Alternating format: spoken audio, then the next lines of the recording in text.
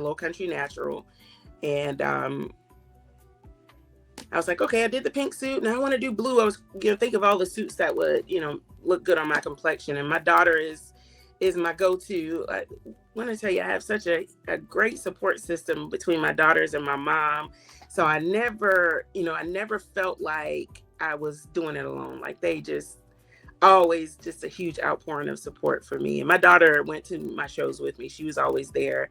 My first one, because and I've been trying to get my youngest. She's she's graduating from cosmetology school on Friday, and she came and she did my makeup, she did my nails, so I didn't have to worry about spending out extra money for that because she came out to support and did all that for me. And it's just, and I've been trying to help her kind of get into that network so that she could. I was like, man, it's an opportunity for her because she can do the tanning, makeup, hair, all of that. So I'm like, girl, if you get locked in with them, that's definitely a good opportunity to make some money and build a huge network. Yeah, yeah. I mean, they need it too. Fixing the hair, and that costs Yeah, money as well. right, right. Was it expensive for you, like with the suits? Oh yeah. So the minimum that I paid for my suit was 400. So I Oh, bought three okay. suits for that. So yeah, two of them were 400 and one was 500. The one that I Oh, did the okay. York cut $500 suit. So definitely All right. gets costly pretty quick. Now the shoes aren't too bad. I was able to find my shoes pretty reasonably on Amazon. I think I spent about $50 on those. I bought one pair to practice in and one pair to actually to perform in. So they weren't bad. The price wasn't bad on those, but and of course I saved money on, well, because I didn't really have to do anything with my hair other than I would keep it. I didn't want to have to do the hair flip. So I would tell my Yeah. loctician to do the do it up in a bob where the ends where my hair would be up off my shoulders, because I was like, I don't want to have to add in something else. It's already hard enough learning how to pose. I don't want to have to add that hair flip in. So I didn't have to do too much as far as hair and stuff, because I've been locked for a while. So, and Yeah. I did my daughters, both of them. So the last two shows, because my youngest wasn't able to make my second two shows, my oldest went and she did my makeup, and we would FaceTime my youngest to make sure she was doing it how she was supposed to. So I saved a lot of money because that can definitely get expensive. And but the tanning, um, that can get pretty costly too, but it's worth it. I think, because it, well, one team that was there, the very first show that I did, I mean, they were just on it. That the tanning was great, and the glaze that they put on, I just loved the way it made you scared. Because when I first got in, I was like, why am I having a tan? I'm already tan. God gave me this. But you understand when you're on the stage how it does make your muscles pop. It shows a lot better when you get that tan, and on stage for display. But I had a Yeah. friend of mine. He competes. He's a pro bodybuilder. He does IFBB, and he was telling me a lot of what to anticipate. He was a godsend. I went to him with a whole lot, and I was like, because I asked him about the tanning. He was like, yeah, you're gonna need it. And he's about my complexion, so he's like, trust me, I get tanning. You gonna have to get it too. So, but that was the only thing that I was like, I don't think I'm gonna need that, but definitely it's worth it. Yeah, that's pretty good. That's pretty good that you got some, insight from other people that already done it. Because some people they just go through trials and error and stuff, and yeah, yeah, it's very complicated, for like especially the general public, to understand what bodybuilding is. Like some Whew. people they look at it as like a pageant. Some people they don't know to look at it as a sport. Well, or if they'll look at it extreme to Hmm. that point. But you're in natural bodybuilding, but that pertains to the other division, IFBB.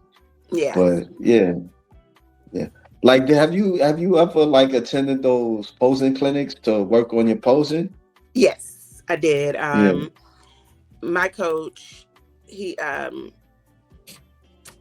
he has one of his trainers on his team actually puts on the posing clinic. So I went twice, and it was very, very helpful. Then I got hooked up with, from my friend that competed. He told me about Evie. She's also an IFBB pro in figure, and she's in Columbia, South Carolina.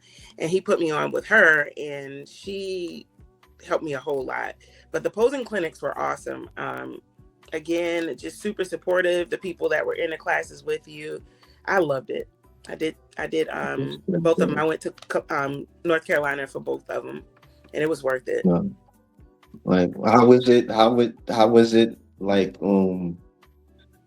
in the class? Like they just you just like they have you do like certain poses, a Hmm. number of poses, and then like in like what like in 2 hours or I think it was 2 or 3 hours, and they went through. Mhm. They they brought people in for each category. So they had some teaching figures, some teaching wellness, bikini, and they kind of all divided us all off, and we were like in one big studio size room, and everybody was in their own little area, doing their posing practices, and they were kind of going over stuff that some of the stuff that we would need to kind of take into consideration or be mindful of before the shows. They, helped us out a whole lot.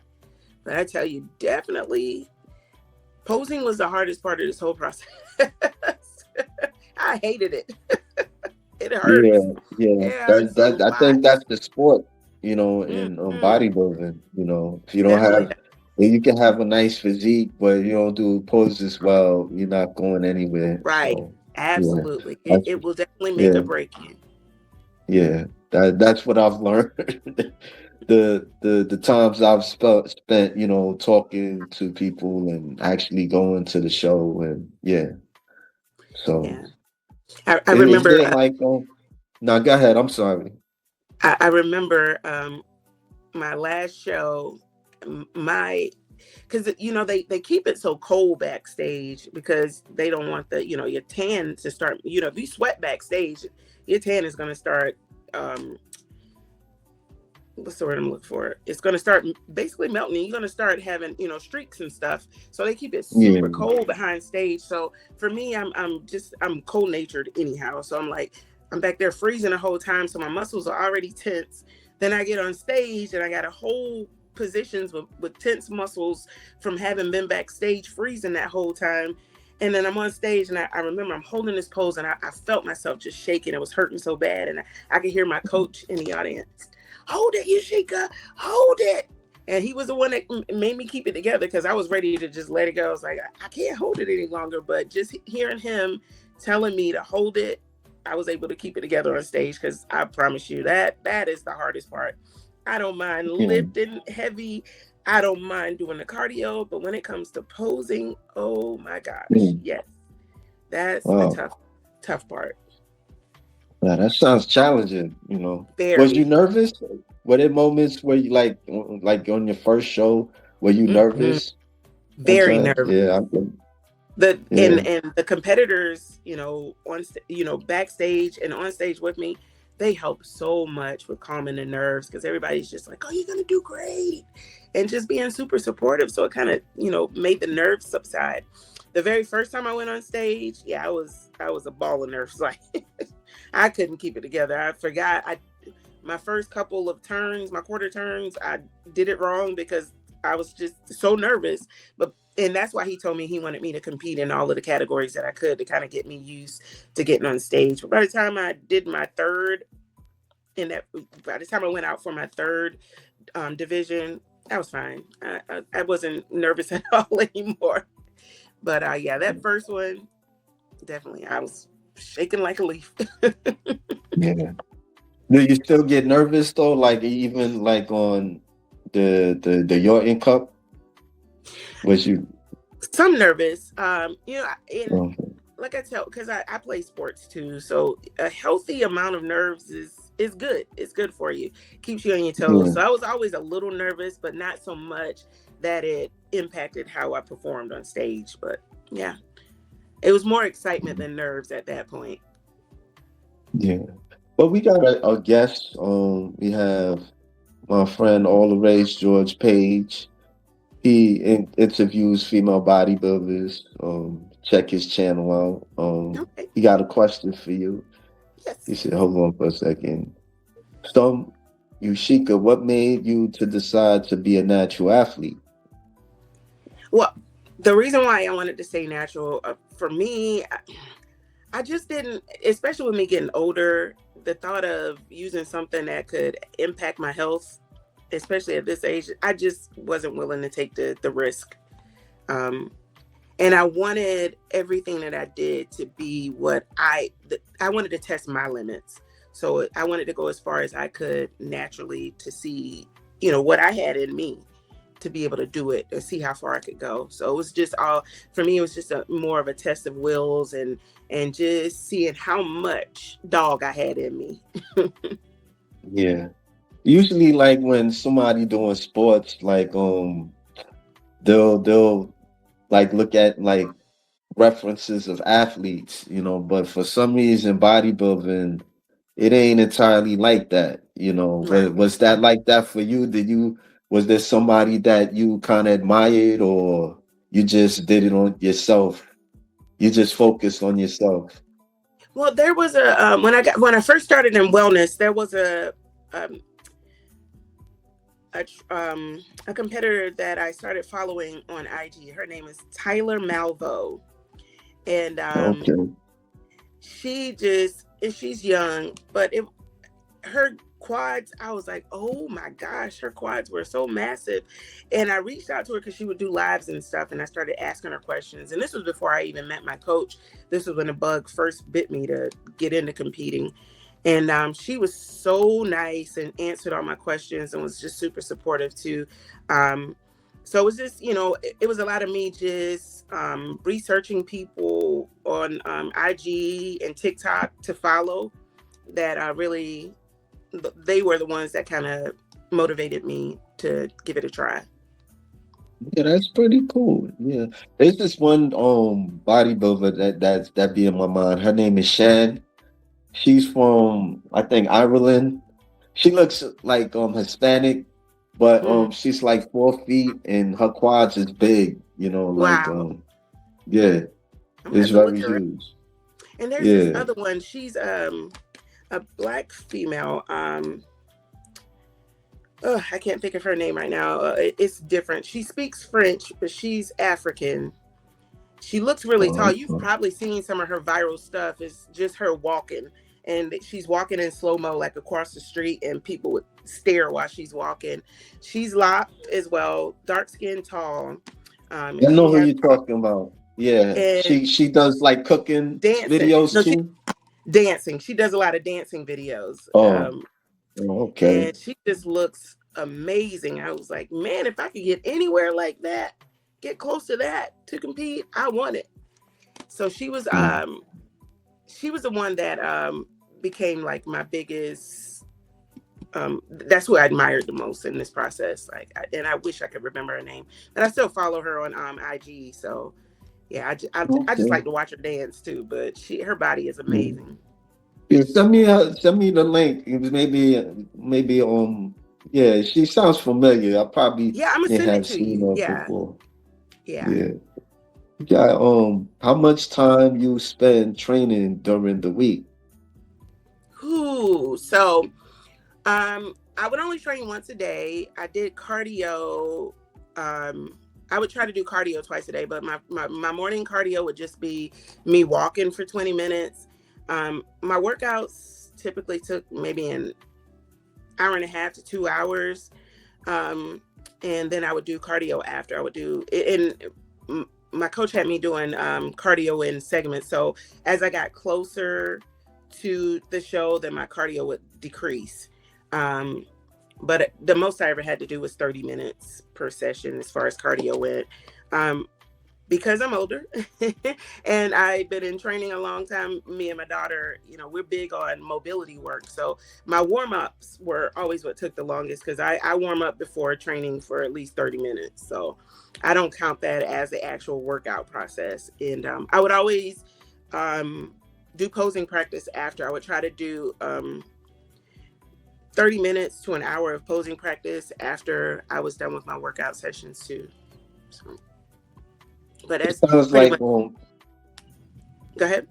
no, no, I was gonna ask, I was gonna say it sounded like posing was a real threat for you than working Yes. out. Yes. And then because me and I laughed at that from day one because I was like, I can't dance. I'm not a dancer. I have zero rhythm. So I was like, I know posing is going to be the challenge because I just how gracefully you have to move from one quarter turn to the next. I do not have grace. My daughters Yeah. are great dancers, and I told my oldest, she's 27, and she's a trainer as well. I had her just kind of helping me figure out how to be more graceful in my moves, and she would give me these complicated little. I was like, "Girl, remember, it's your mom. I can't dance. You got to dumb this down to something simple. 2 steps at most. That's all I can keep in mind. 2 steps. If it's got 3 or 4, I'm not gonna be able to remember it." But she helped me a I whole lot remember. with putting my little. We have the little routine, basically our freestyle routine that we could do in the shows. So she helped me with that as well. But I definitely did not do it how she how we practiced it. I was like, when I got on the stage, Yeah, I'm gonna stick to these little 2 steps because that's all my body can do. I'm not a dancer. I'm not a dancer neither. I remember I told this guy, he was from Germany, and I told him I can't dance, and he was like, "But you're black. You have rhythm." Exactly. I get that all the time too. Like, it skipped me 2 left feet. Yeah, I mean, I try to dance, but it ain't. I'm not a dancer. So No, me either. But I yeah, can fake it. Like when I'm out with my girlfriends, if we have a couple drinks, I can fake it then. I look like I can move a little better then. It's really just the alcohol speaking at that moment. yeah. I mean, but at least for somebody that's not that can't dance, I mean, you're able to perform, you excel on stage. Yeah. Yeah. So that's cool. Yeah. Would you? I mean, he asked, would you ever consider crossing over to the NPC? There is a push for natural shows. Yes. And matter of fact, my posing coach told me that when I was working with her again, just awesome supporter, and she was like, "You really should give NPC a try." She was like, "If you go right now, you're gonna do really well in that." So yeah, it's definitely been something I've considered as well. Yeah. Yeah. That, yeah, like the natural shows. Yeah, I noticed the NPC. I think it been like 2 years, and that I don't know. But he'll know it more than me Hmm. about how long they've been having it, but not it hasn't been that long, I would Right, say. right. Yeah, I've been following that too, and I see a push for it more now. Hmm. Yeah, yeah. He says, I can feel you. I have 2 left feet. I just shuffle and move my shoulders. Me and my brother call it the big man dance. Yeah, he always saying that. You just give Yep, him an that sounds like opportunity, he me. gonna tell you that. But you like outside of bodybuilding, like you do your fitness trainer, I noticed, Hmm. like, right? How long Yeah. you been doing that? So I've been doing it professionally for 6 years. But I've been actually so when I was in the army, and when I got out of the army, I tell the story all the time. I got out in '09, and I was basically a stay-at-home mom. I was in school full time, and I didn't realize how quickly doing nothing could put weight on you. And I went from, when I left the army, I was maybe like 140. I got up to 200 pounds in the first 6 months of being home. And I looked at myself one day and I was like, what's going on with you? And it was that day that I decided that I was getting back on track, and I started my fitness journey then. And that's when I first started learning about bodybuilding and what it took to, burn fat and build muscle. And it was so intriguing for me. There was this was back when bodybuilding.com was free, and you could just follow some of the trainers on there that were actually competitors. Her name was Ava, no, Jamie, I can't think of her, Jamie Eason, her and Ava Cowan. I was following the both of them on bodybuilding.com, and Jamie Eason had a 12-week program where she gave you all the foods, all the workouts, and I followed it religiously, and I got in the best shape of my life at that time. And that's when I just wanted to learn more about what it took to, make your body do, because that's when I learned that anybody that you want, you can build. And it was so fascinating for me.